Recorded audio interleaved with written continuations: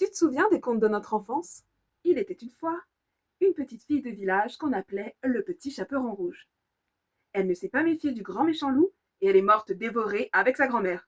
Allez, bonne nuit!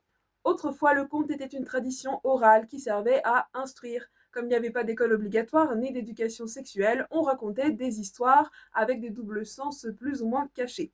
Le petit chaperon rouge, par exemple, enseignait la santé féminine, notamment le passage initiatique qu'on appelle aujourd'hui l'adolescence. Si on sait déjà qu'au XIXe siècle, les frères Grimm ont édulcoré la fin en sauvant le petit chaperon rouge et sa mère grand, alors qu'au XVIIIe, Charles Perrault les laissait mourir sans vergogne en précisant en plus que le plus cruel des loups n'est pas celui qu'on voit venir.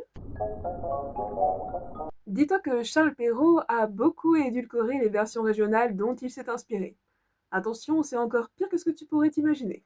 Cette petite fille, avec son chaperon couleur du sang qu'elle va bientôt voir venir chaque mois, emprunte le chemin de la maturité entre sa maison d'enfance et la vieillesse représentée par sa grand-mère, et elle y rencontre un loup qui lui demande: Tu préfères le chemin des aiguilles ou celui des épingles? Car sous l'Ancien Régime, les adolescentes sont soumises à ces deux objets piquants.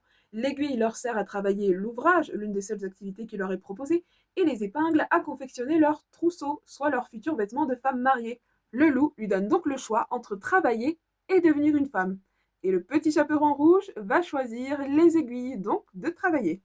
Ah, bonne réponse. Arrivé à la maison de la mère grand, le loup qui est arrivé en premier a réglé son compte à la vieille dame, en a gardé des morceaux dans le garde-manger, du sang dans une bouteille de vin et s'est travesti en grand-mère.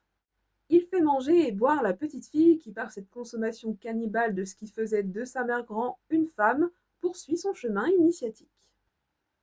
Allez, bonne nuit. Ah bah oui, je t'avais prévenu. Et encore, je t'épargne le passage où le chaperon se fait carrément insulter par la petite chatte de la grand-mère. Sur ce, il passe au lit après que le loup ait demandé au petit chaperon de brûler ses vêtements un à un car, je cite, elle n'en aura plus besoin. Et après l'interrogatoire des grandes dents, des grandes oreilles et tutti quanti, le petit chaperon se dit que quand même il y a un truc de très louche et trouve l'excuse de sortir faire un petit pipi dans le jardin pour se barrer et rentrer chez elle. Finalement, la cabane au fond du jardin a sauvé des vies. Et c'est avec ce genre d'histoire cruelle qu'on éduquait les petites filles sur la sexualité, la santé féminine et le danger des prédateurs. Allez, bonne nuit!